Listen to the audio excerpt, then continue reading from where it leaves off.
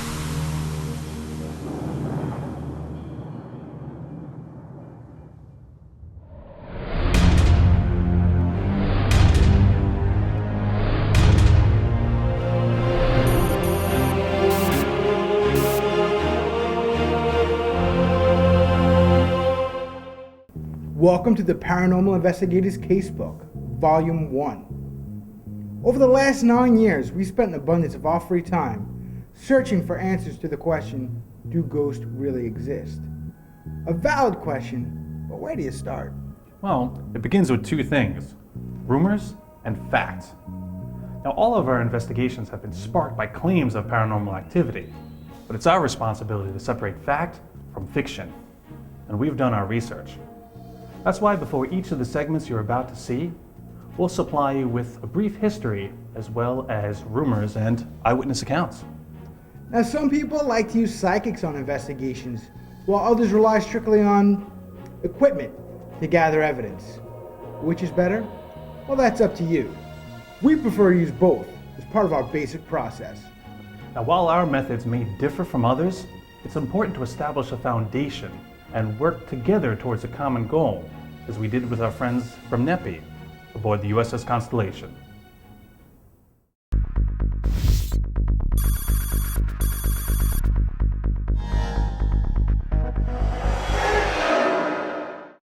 Constructed in 1854, the USS Constellation was one of the last sail-only warships designed and built by the United States Navy. Categorized as a sloop of war, it was the second U.S. Navy ship to carry this famous name. Over the next 100 years, she served her country in battles fought against the French and various gangs of pirates, disrupting slave traders off the coast of Africa and performing diplomatic duties in the Mediterranean. She served in 5 major wars, from the Civil War through World War II. The Constellation was the oldest commissioned warship in the world until her retirement in 1955, when she was permanently docked at Pier 1 in the Baltimore Harbor. Almost immediately after that time, reports of spirit sightings began on the deck and within the halls. The crew of the USS Pike, a diesel submarine that was moored next to her, witnessed phantoms walking and gliding on the decks, accompanied by strange, eerie noises. The Constellation was even investigated by renowned ghost hunter and author Hans Holzer, along with psychic medium Sybil Leek, who cataloged the story and personalities in the book Portal to the Past and Ghosts, True Encounters with the World Beyond. They range from a negligent seaman looking to clear his name to a murdered young surgeon's assistant and even to former Captain Thomas Truxton. Considering the long and bloody history of the ship, the presence of paranormal activity is not a surprise. Many men have perished on her decks, both in battle and while on duty at sea. Operating a full-rigged military sailing ship is a dangerous duty, even in the modern Navy. Do the sailors of old still go about their duties to this day? That's what the Scared Crew has come to find out.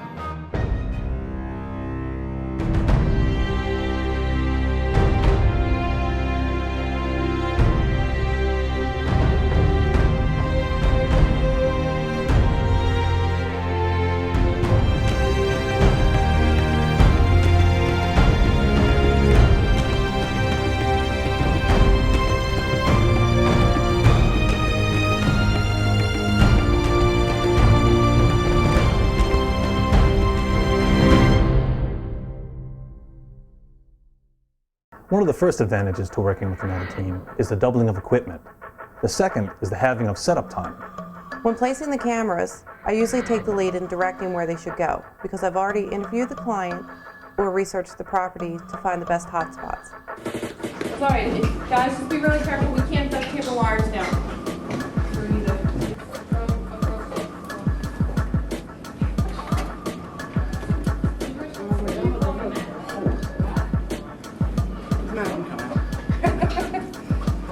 Every location is different. When you're talking about the Constellation, I mean, it's a large ship. You have a lot of ground to cover, so we got to make sure that we cover every square inch of the place that we can. Are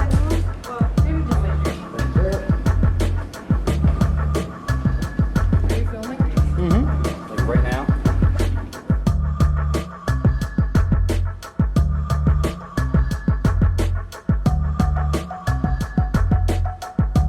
This is going to be a nice centralized location for our investigation this evening on the ship. That way we're able to cover more area with our cameras and all. While half the team goes about setting up the cameras, the other half can start taking base readings. Check that spot head right there. You can see that hard. I mean, this is only going to detect electromagnetic, only on the axis that I'm pointing at, so there's something inside. Is it 81.5? Yeah. Still 0. Okay. Still hit about 81. In addition to finding out what areas are supposed to set off our meters, this is also a good time to make sure that all our equipment is working properly. Well, we got nothing on this. It's this meter. I don't trust this meter.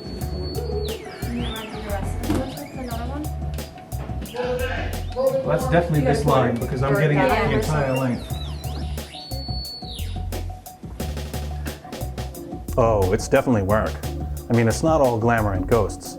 What you usually see on TV in 20 seconds probably represents about an hour of setup time.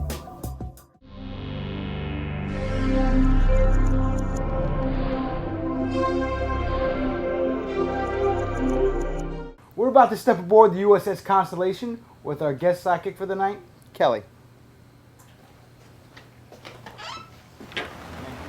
First thing that caught my attention when we got here, it was still daylight and the wheel wasn't covered. I don't see his presence now, but during this afternoon, was an elderly gentleman. It's actually hard to determine his age. His face appeared very weathered, very tan, very lined. He was concentrating very steadily on this side of the ship. He was standing here at the wheel, not in front of it or behind it, but actually right here with his hand this way, staring directly that way. As soon as they covered this up, I have not seen him since, not at all.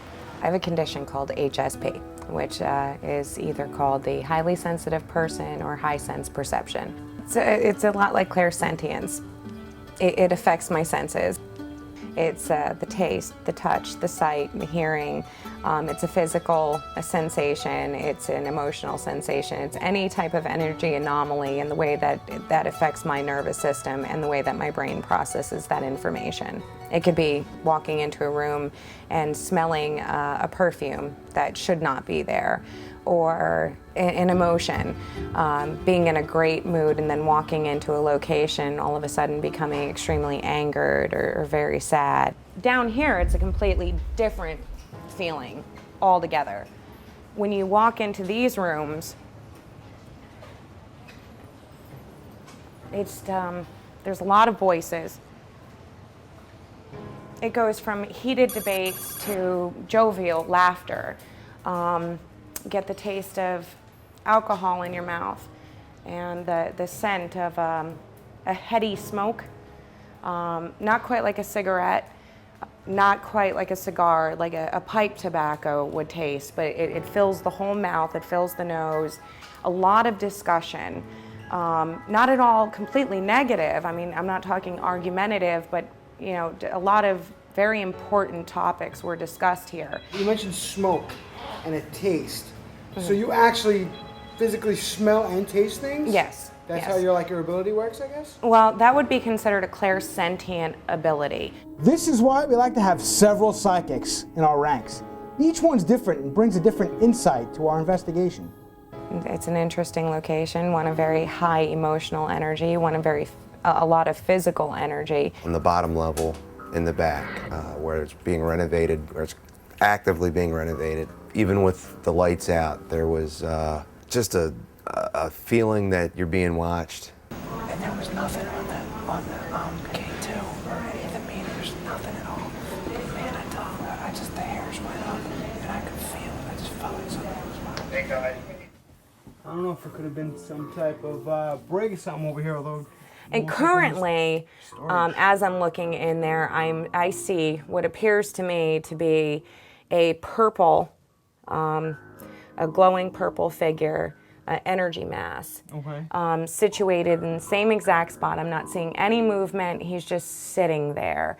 Earlier, when there was more light here, I could make out distinct facial characteristics. Right now, I can't.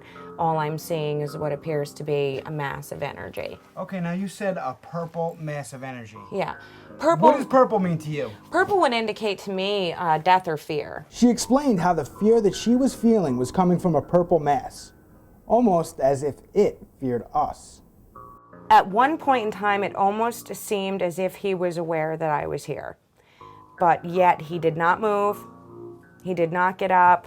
I almost felt as if he would refuse questioning. He would not answer any questions from me. Let's take a look back there. I feel as if he was not allowed to come out of that room. He could not leave that area. He was not permitted to do so. He was being held there. I'm very, very uneasy being back here. Do not like the feeling I'm getting back here. I really feel that if you were back here, there was a reason you were back here. You were not meant to leave back here.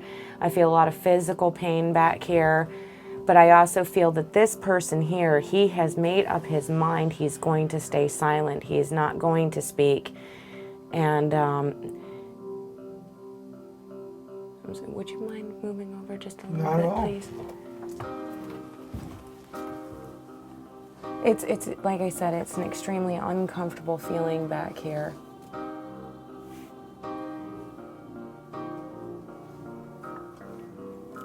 Yeah. A lot of the things Kelly was saying just seemed like common sense to me. I mean, a low ceiling is obviously going to cause back pain. We all know the life of a sailor back then was not an easy one.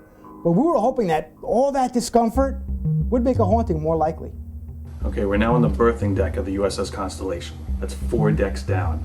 We're about to do a little experiment with the ovulus. Now what that is, it's a device that has a limited number of English words programmed into it. So supposedly the concept is the spirit that's trying to communicate can access these and make a small phrase or a sentence. We're going to see what we can get.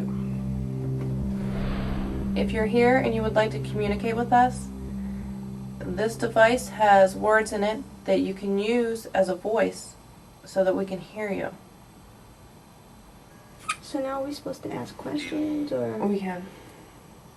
Are there any sailors still here on the ship? Light. Can you see the bright light? Wait. Where are you going? Do you see the light? Where are you going? This device had several different modes to it, but from what I could tell, it just seemed to be spitting out words at random. I've had a few strange experiences with it. It's very hard to understand what it's saying. The one problem with this is the word upstairs. So the words might be hard to understand. Step. Who's upstairs?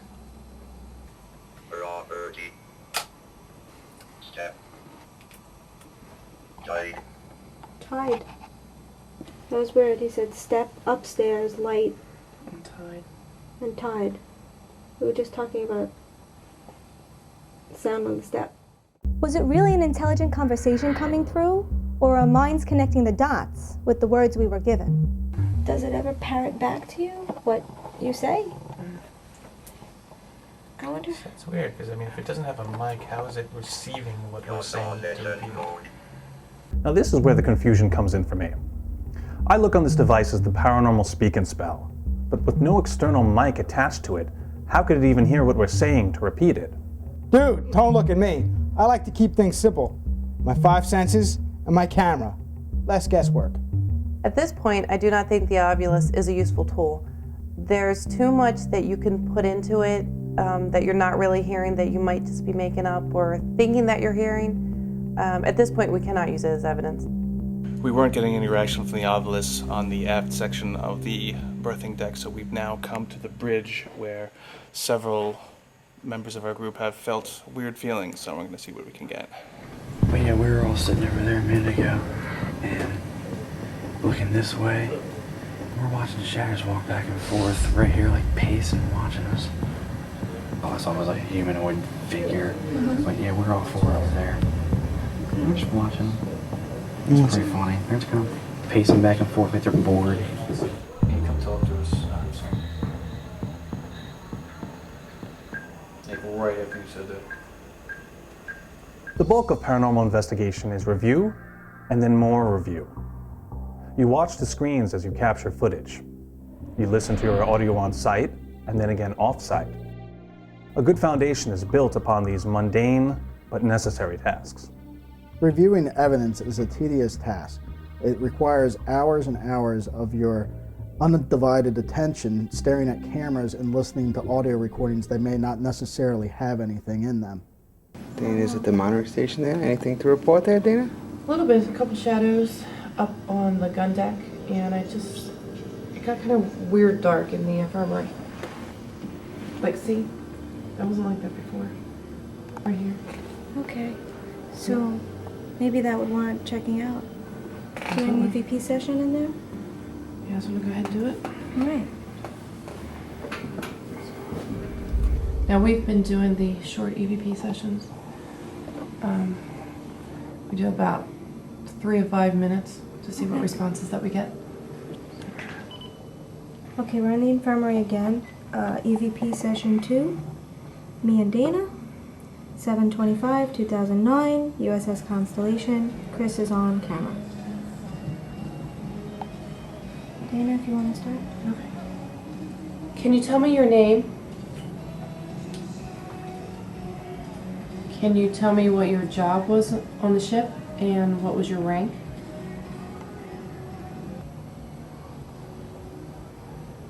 There's a lot of noise contamination from outside. People are singing. End session. I can't do that in here. Not until they're done. Frustrating. There we were in Baltimore Harbor in the middle of the summer. There were parties going on in the restaurants, parties going on the promenade, and parties going on nearby boats. Everything can't always be perfect. No matter how carefully you plan, sometimes you just have to deal with outside factors, such as the surroundings. I kind of wish we could have taken the boat way out into the harbor, but I think the noises are just a part of the investigation. It's something you have to work around. I don't think it would be that hard to get evidence. It's just a matter of reviewing it in a quieter environment. I didn't really experience anything that I would consider an intelligent haunting. It would be more of a residual effect. The weirdest one that I couldn't explain was the smell of pipe tobacco in the captain's quarters. Paranormal activity, you cannot, it doesn't happen on cue. So it's like, we're here, perform for us. No, it's not like being in front of a camera and saying, I need you to do this. That's not how it works. While that investigation didn't yield any positive results, can it be said that that location has no activity? We can't make such a determination from only one visit. That's why we encourage others to conduct their own investigations, collect and analyze their own data, and then draw their own conclusions. Now remember, despite what you see on television, evidence is not a guaranteed result, no matter how much you'd like it to be. It's important not to get discouraged.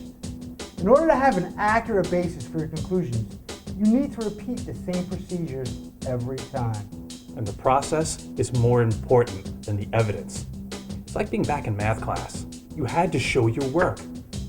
Getting the answer right wasn't half as important as how you arrived at it. But build upon your foundation with repetition. Follow the standard protocol every time, whether it be aboard a naval ship or behind the walls of a prison, as we were at West Virginia State Penitentiary.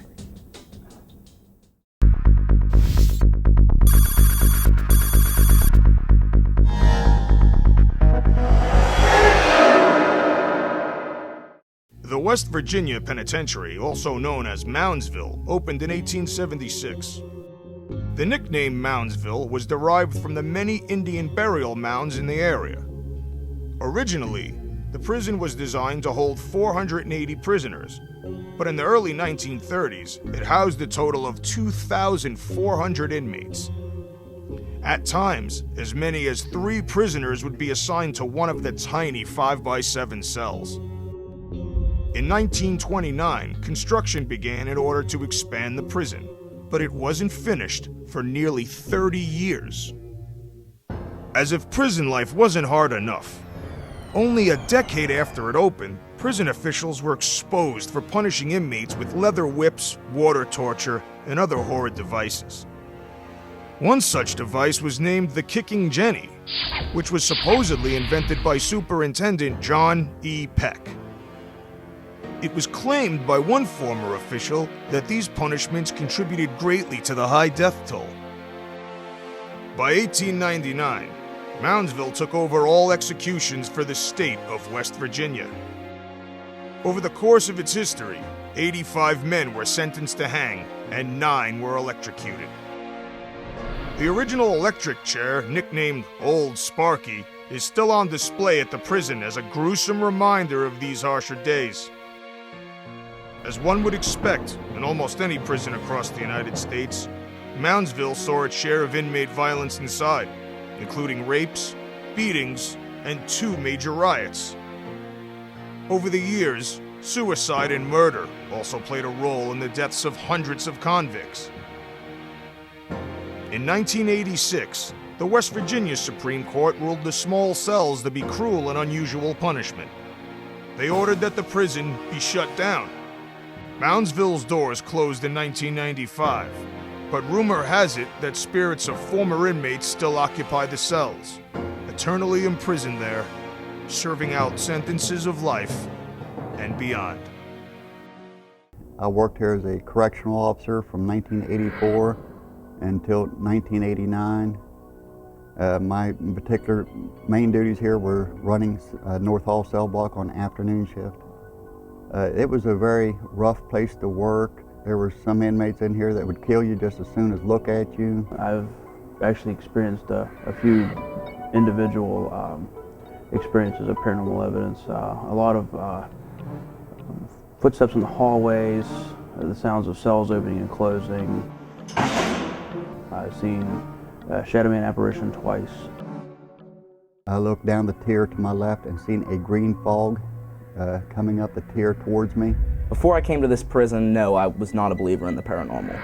I thought of more of it as myth, as people looking for something that wasn't there. But once I came here and actually started being around this building and letting the building speak to me, I realized that there's a lot more.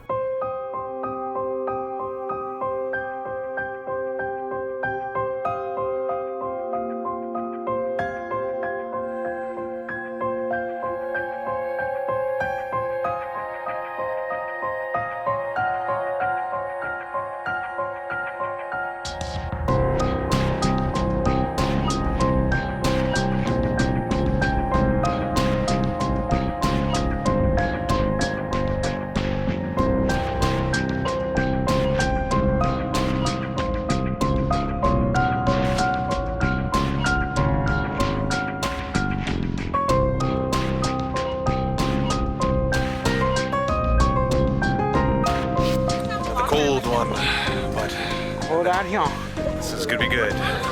Moundsville Prison, aka West Virginia Penitentiary. We're gonna spend the night in here. We're gonna join up with some friends from Neppy and The Dark Can See, and we're gonna see what we can find. In the dark. In the dark.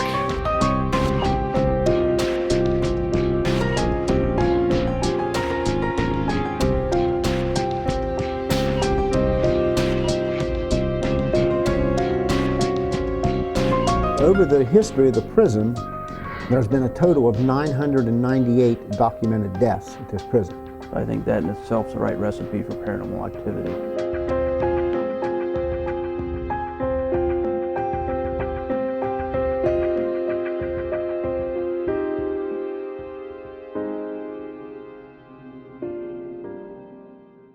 Ironically, one of the most valuable tools I rely on is our psychic. She really helps provide us direction. I get my information two ways. I'm either talking directly with a spirit, or I'm picking up on what I like to call psychic residue, meaning feeling the energy of something that happens in the place that we're investigating. Yeah, if our psychic is picking up on something and the meter's going off, that's something we got to look into a little further. While the scientific team is trying to prove the existence of the spirit world, I already know they exist. I'm just trying to tell their story. It's about 24 degrees in here right now. It's cold, man. Because apparently we can't investigate in warm weather. Are there no ghosts on the islands? It gets very heavy when you walk through here.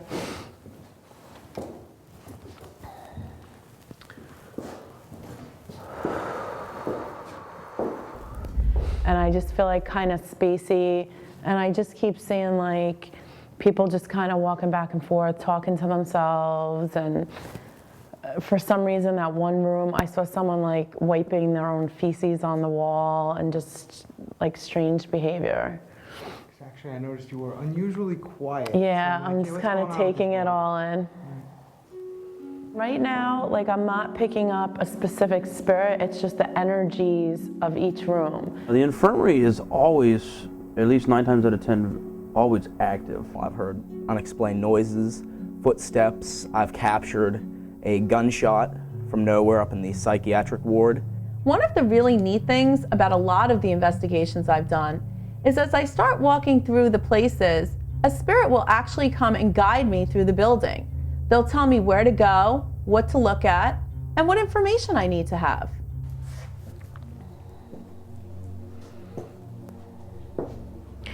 Although I will tell you, as I walk through here now, I am getting a younger male doctor. I want to say it's more 1900s. I want to say his name would be like Steve or Steven. And like as soon as I step through the door, he's like, okay, now I'm going to show you. I really feel like he sincerely wanted to make a difference with people. And he did not like what was going on and the way that the people were treated. All right, this doctor wants me to follow him. Okay. He wants to show me something. I have to follow him.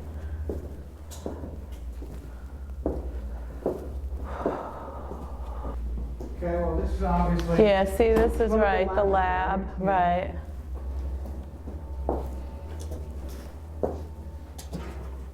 And it's strange because I swear, as crazy as this sounds, I almost feel like when I'm standing in here, this room is filling with like a fog, and I'm like really woozy.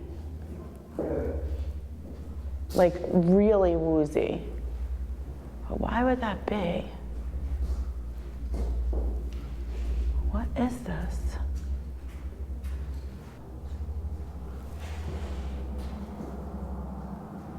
Information the spirits give me or show me may not always make sense in that moment, but as a psychic, I know I need to pay extra close attention. It's important to find a legitimate psychic. After 4 years of working with Lisa Ann, I've come to trust her abilities. She's impressed me on more than one occasion. So I'll give her some latitude with the vagueness and obviousness of some of her statements, but I'm still gonna call her out on them. I feel like somebody might have tried to break out of here.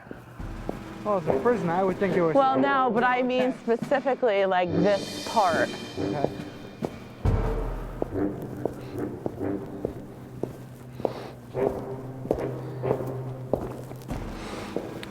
Do you know if somebody hung themselves or something? You want me to tell you? Yeah. Okay, actually. Because I understand I'm jumping, but I'm not hitting the ground. In this location, there were several hangings. Okay. And some of them were public, and people would come and watch them. Doesn't that look like someone hanging out there? Holy crap! Okay, that's just really creepy. I did not even see that. Oh, that's too funny because I kept thinking, I gotta look up, but I'm going outside because I'm thinking if someone's jumping off a building, they're jumping, like, where would they be jumping in here? The Wagon Gate was actually the original part of the penitentiary. It was a place where the inmates lived as they actually built on the first half of the penitentiary. There was a total of 5 executions that took place right here in this room. There were 3 types of punishments in this prison. There was starvation, there were hangings, and there were drownings. Really? Yes. Okay. In our research, we learned about something called a shoe fly.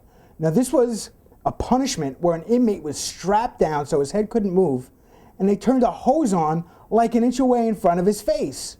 This could be the drowning that Lisa Ann was talking about. This is crazy down here.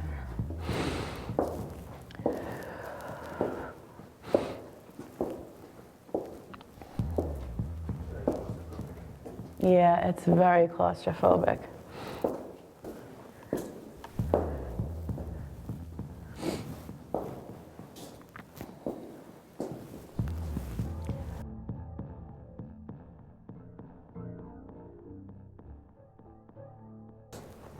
What are you noticing here? Besides, look past the graffiti. Right there. You know what that was? What? Glory hole. Goes right into the next cell. That's nasty. Oh. This is like one of those, the energy in here is just really like wrong place, wrong time, bad life. Stabbings, beatings, and things like that, yes. A lot of homosexuality. Can you imagine spending the rest of your life in this little box? I mean, I am like 5'5", and look at the ceiling. And like, if I spread my arms out, I can't even spread my arms out across though. I like literally, I mean, I have 17 layers of clothing on, but I literally cannot even, I have to bend my arms. That's how close these walls are. I mean, that is just crazy. There doesn't always have to be a traumatic, tragic incident. Most of these places that have so many people coming through them over such a long period of time are gonna have spirit activity. I've been here for 10 years, and during that 10-year period, I've had 2 what I would call paranormal activities that's happened to me. From noises from as minute as like a ting, or sounds as loud as where it would sound like a metal file cabinet being tipped over on the floor. What was that? Chris? We just heard a noise. From where? Down there. Down this way? Yeah. You heard it too, Bri, right? Yeah. Hello? Anybody out? Okay, don't be leaving me, guys. It was definitely from down that hall. I mean, I heard something too. I just assumed it was you. No, we weren't moving, quite honestly. Is anybody down here? Lock them up! Is that you? That was probably me. Lights out! Just figure, you know, give it a shot. They used to hearing that type of stuff, you know what I mean?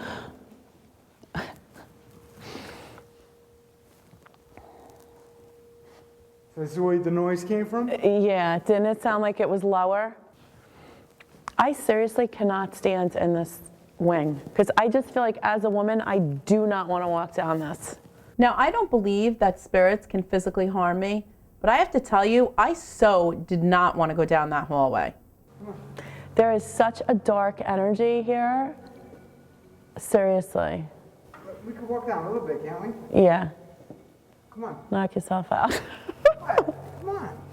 I just feel like these people were very screwed up.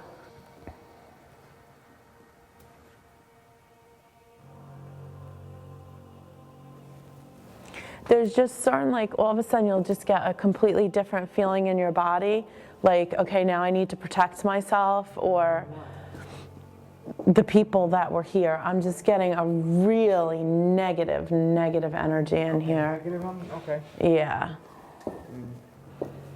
It's a prison. Yeah, but this is beyond, like, before. This particular cell here belonged to an inmate by the name of Danny Lehman.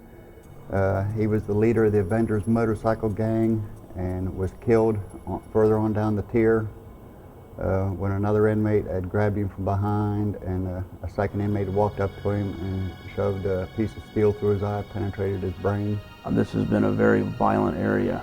Because there was no death penalty, I believe this caused a lot of the violence among inmates because they knew that they could max out the system.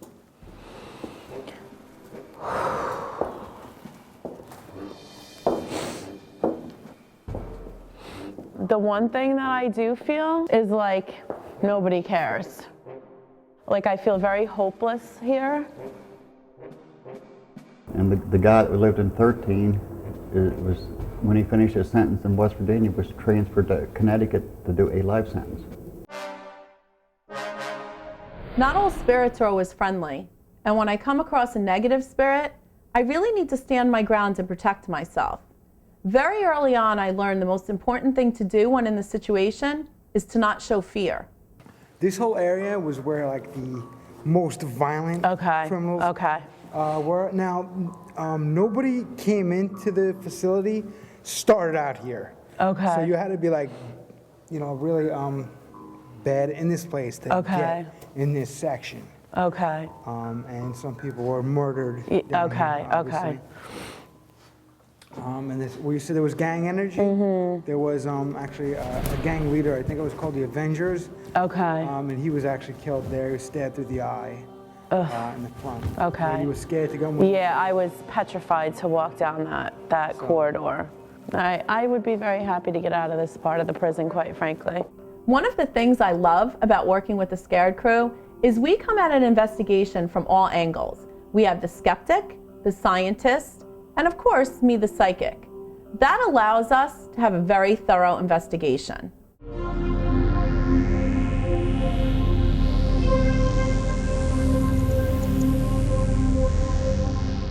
Okay, we're here in Moundsville Prison, and we're going to start the science portion of the investigation. Lisanne is already underway on the psychic portion of it. Brooke is going to go do some EVPs, and I'm going to go check out something in a place called the Sugar Shack. That's been always been a hot spot for paranormal activity here at the prison. Of course, it's always good to know the hot spots, as well as the rumors that surround them. These are the locations we check out first. And as I was walking along, I just felt pressure on my shoulder, like somebody laid their hand on my shoulder and said, "Don't go any further." Oh, snap. You know what that looks like? It looks like my job. That area was given to the inmates pretty much to use for their free time. There was a lot of violent activity happened in the Sugar Shack. Now, it was a place that the officers didn't supervise too closely. So because of that, there was a lot of beatings, stabbings, murders, rapes. Yeah, I mean, prison life is bad, but it definitely wasn't this bad. Tom felt as if he had gotten pushed while he was down in the Sugar Shack. So I spent some time down there by myself, just walking back and forth to see if the same thing would happen to me. All throughout the night, various groups will shuffle back and forth between locations. This way, if one set of investigators doesn't find anything, another might. Yet another reason why repetition is important. Generally, I'll go right for capturing some EVPs. The rest of the crew knows that's my preferred method of investigating. My name is Brooke. And I came all the way from New York to talk to you. If there's anybody in this cell, or on this cell block, or in this prison, that would like to make their presence known,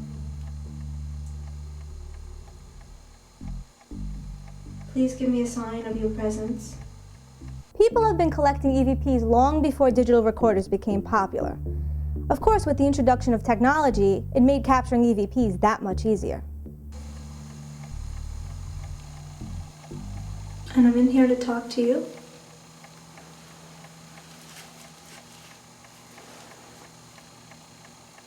If you're anywhere in the area, if you'd like to make your presence known, I'm listening.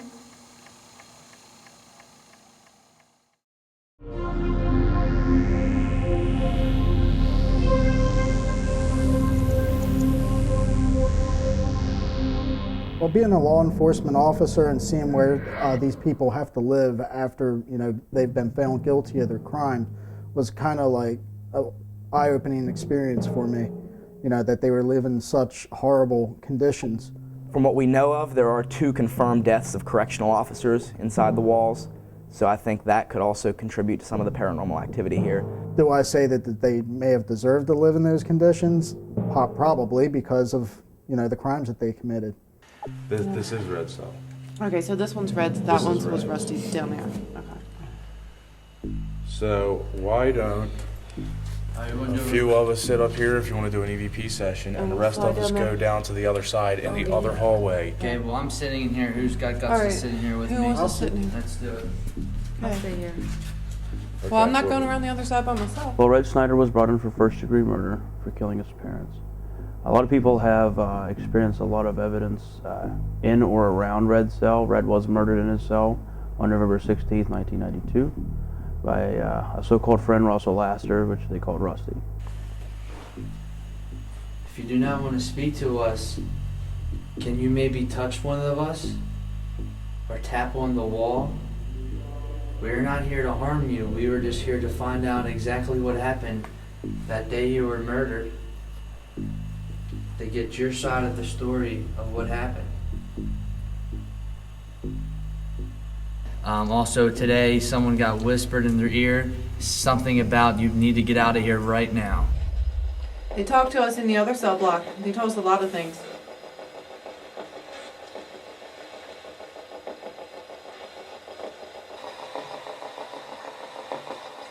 Do you know Tommy?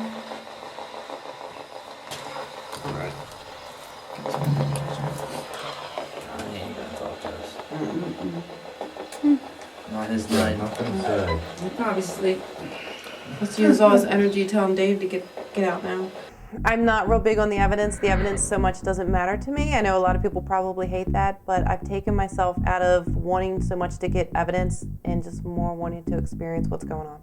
I have had quite a few experiences where I've seen orbs, even clear up to full figures of people, a lot of it even during daylight hours in here. I have seen Shadow Man twice, so I've experienced a lot of things that I would consider to be paranormal activity. All right, we're about to go back to this hallway on the north side. There's been several groups who have found evidence of something that they call a shadow person. There's been photographic evidence of a shadow all the way at the end of the hall, but that seems disconnected from any of the observers. So we're gonna see if we can't get some evidence of our own.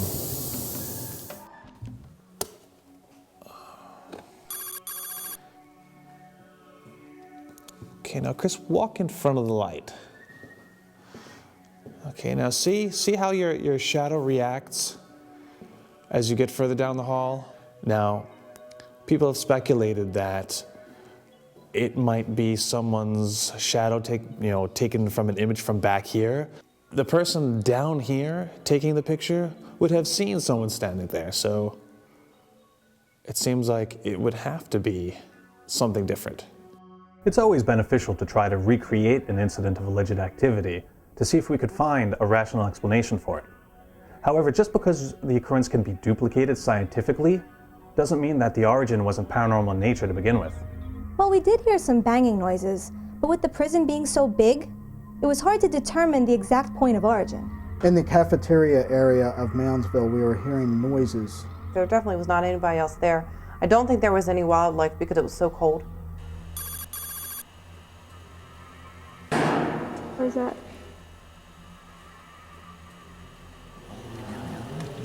Did you just hear it? Is this interesting? Are we speaking to Danny? Is that you making the noises? Was that you that made that noise, Danny? If it was, can you make it again?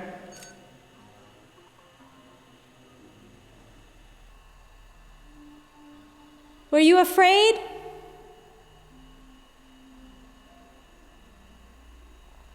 Is that you banging down there? It's an old building, so that banging could be anything. I'm not sure it's really you. Can you do it again? The cafeteria in the Alamo was the only place at Moundsville that I heard any kind of noises that did not make any sense to me. I actually went outside and I couldn't hear the noises outside, and while I was inside, I did hear these noises. Yeah, we've tried from jumping up and down on the floor, hanging from some of the beams in the ceilings, but you know, it's been to no prevail of us trying to debunk anything. Whether our psychic senses something or not, we're still obligated to check out that area. The hole was a very violent place. It was a place that the inmates were locked up when they had done something wrong, inside the walls. It was a very cruel punishment among the inmates. Usually a hole is just a cell or a small amount of cells, usually converted from something, you know, not meant for comfort, not meant to store or keep people. It's just a punishment. But I've heard a lot of stories about what went on down here, so we're gonna check it out.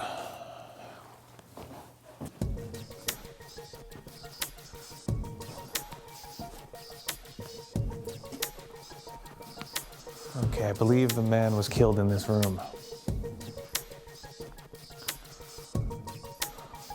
The back room on the right side was the boiler room where an inmate by the name of R.D. Walls was killed. On October 11th, 1979, an inmate by the name of Charlie Plants snuck down there and they slaughtered R.D. in that area. Butchered him so bad that the walls were covered in blood. Okay, I mean, this makes sense. Since this is connected to the administration building, it's still going to run power to the existing sections. Who knows what is hiding in plain sight just because we have logical, explainable reasons for readings? That still really doesn't rule out the possibility of there being something spiritual around. We went to the Constellation, we got no evidence. We went to Moundsville, we didn't get any evidence. It doesn't mean that we're not doing our jobs correctly, it just means that paranormal activity doesn't occur on cue. After you establish the foundation of your procedures, after you've repeated it over and over until you've developed a reliable system of data collection, now it's time for experimentation. And you do this by either testing out new equipment or even using existing tools in different ways. Sometimes, by taking a different approach, you can be surprised by the results. Just ask our friends at Bay State Paranormal.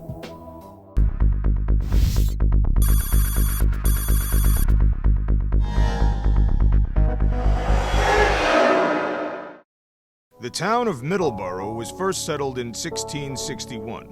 The town hall was built in 1871. Over the years, the building housed the public library, the Middleboro National Bank, the Plymouth County District Court, as well as serving as the town's high school. In the basement, several small cells were once used as a jail. Reportedly, the conditions of the jail were deplorable and was condemned several times by the Board of Health for sanitary concerns. Previously used to hold town meetings, the Grand Hall on the second floor is currently available to the public for plays, concerts, and private parties. Like many locations in the surrounding area, claims of paranormal activity are widespread. Among other reports, the figure of a man has been seen in the balcony of the Grand Hall. Other accounts range from disembodied footfalls and random cold spots. While these rumors have yet to be substantiated, continuing claims keep the case open, attracting more investigators to the Middleboro Town Hall. Each place is different. Every place has its own set of difficulties, set of challenges, but the setup is always the same.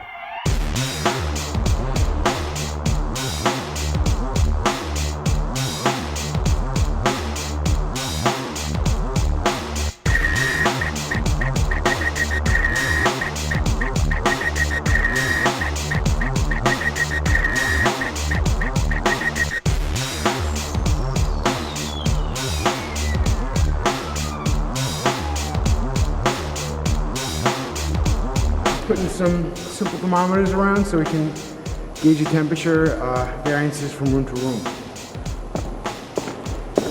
Or floor to floor.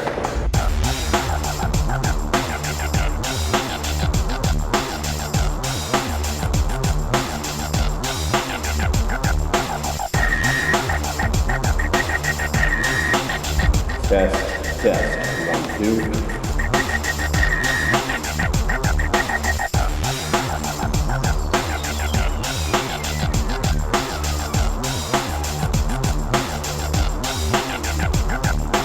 Alright, now it's official. Get it started. The one that's following us, he's here. He's very connected with this building. I feel like I want to go up higher.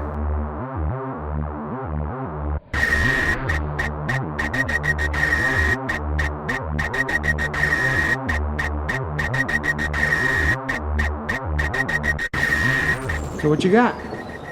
Something that was original on this building that is missing. And there's like a story of why it's not there. You don't know, you weren't here.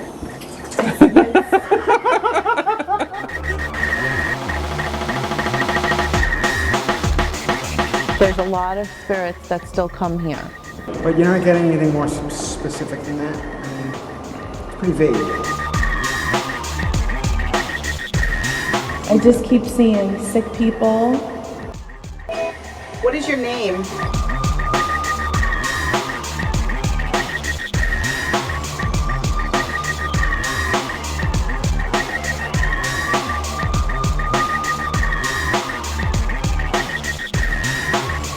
And I just feel a lot of negative energy. Does anybody smell anything? If you close your eyes and just concentrate on your sense of smell only, what are you getting?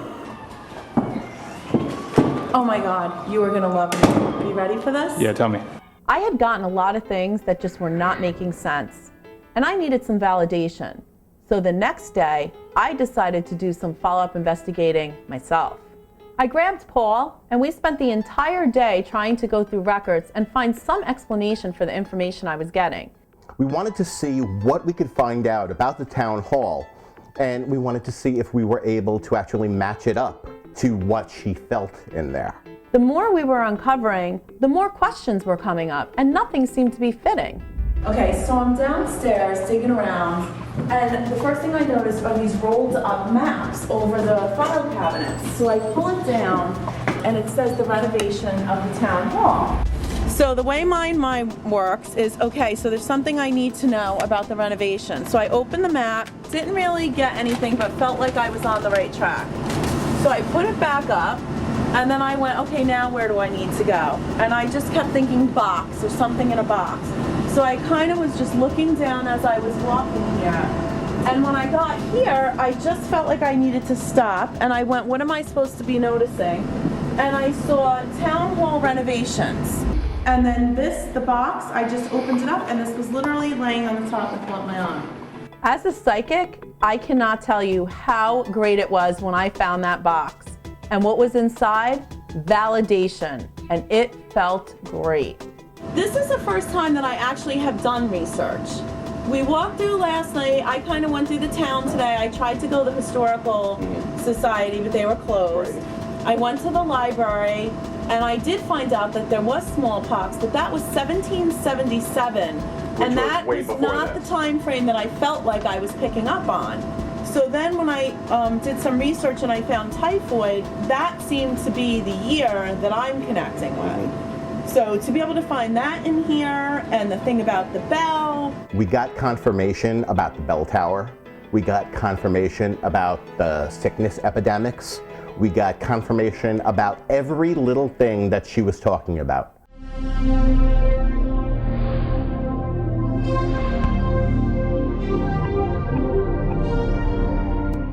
During the first night, we had done several shack hack sessions, and I thought it was pretty interesting. What is your name? Oliver. Is your name Oliver? Are you always in this cell?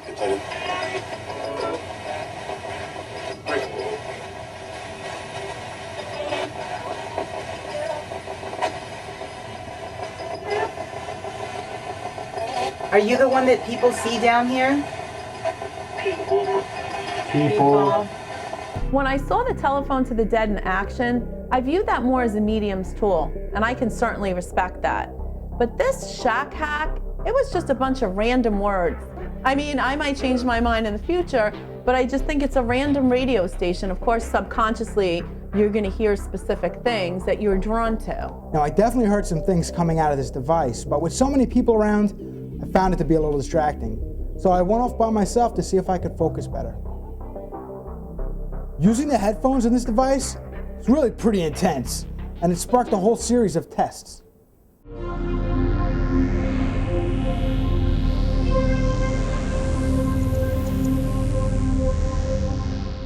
Paul and I decided to do something different on this investigation.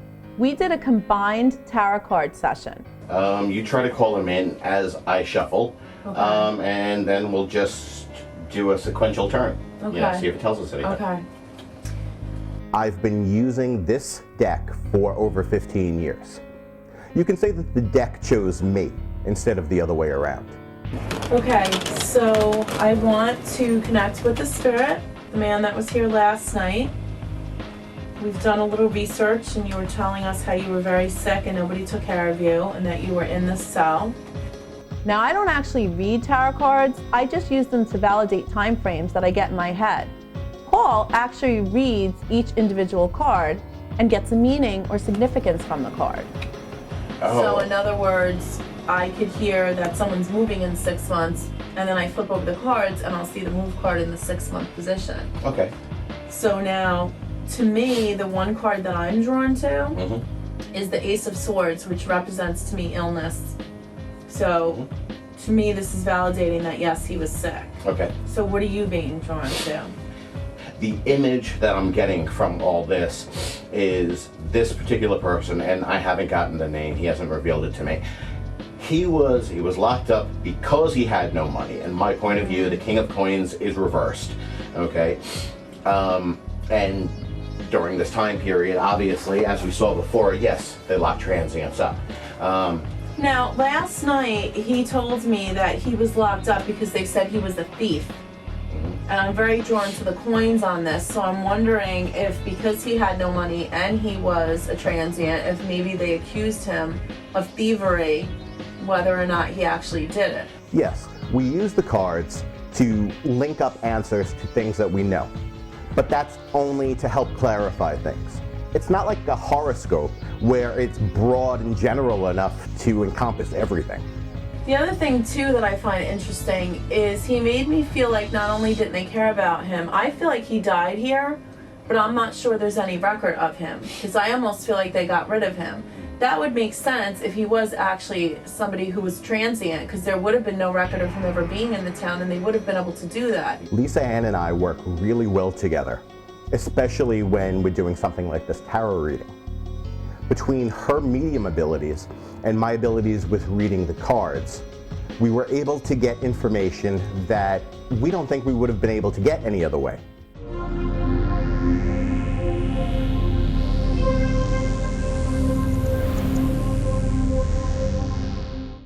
Right now, Rachel and I are going to go upstairs and we're going to conduct a test with the Radio Shack hack. We're going to plug headphones into it and separately write down what we each hear and kind of compare notes afterwards and see if we hear the same thing. During the first round, Rachel and I just listened and wrote down what we heard. And we did this two ways. First, with separate boxes. Now the radio scan frequency on separate units can be different. So the next time, we monitored the same box. Initially, I felt like we were on opposite ends of the spectrum with our messages and what we were receiving, but we were also both on different shack hacks, even though we started them on the same frequency.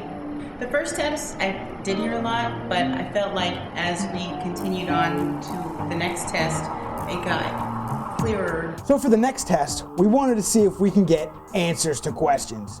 So we asked Brian to moderate. Now this was really interesting for me because this was the first time I'd seen such a structured experiment done this way. They just invited me up to act as a moderator of sorts. I've just written down 10 questions on a piece of paper, and I'm going to ask them aloud. They're going to continue listening and see what they get. Will their answers be the same? Will they be different? Let's find out. First question we have tonight. Who is the current president of the United States? Now after every question, I'm going to pause and give some time so that whatever comes through can come through. Since they're listening to pretty much just radio garble and static, every time I ask a question, what is being answered? My last question, something totally different? Is it ignoring me? Or is it answering questions I haven't even asked yet? How many spirits do we have here with us at the Middleboro Town Hall? Feel free to give names if you have them.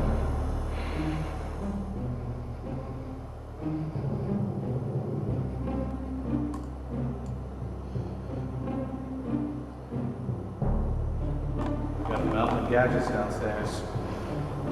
All sorts of technical bits, goodies, oddities. Are we wasting our time? Should we leave it all at home? Bring something different? Or are we on the right track?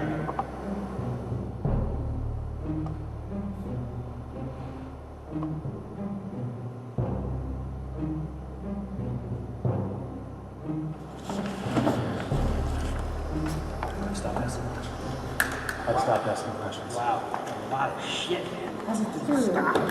I actually caught entire sentences this time that was just like kind of really blew me away, you know. At one point, it felt like you were hearing the words, you know, the pieces of the words together, and then under it, you heard like a full sentence of somebody saying like a full sentence, like, you know, don't go out there, or one of the things that I had gotten was write neater. Or write neater, he's not going to be able to read it. Now, is this stuff in my head, or did I really hear it? I mean, to me, I actually heard these things. It's not me putting pieces together. This was entire friggin' sentences. As you can see, there's a lot on this page, so there's a lot for me to wade through. Some of it might make sense, none of it might make sense, but just the fact that they were able to sit here and get all this coming through, got to count for something, I think.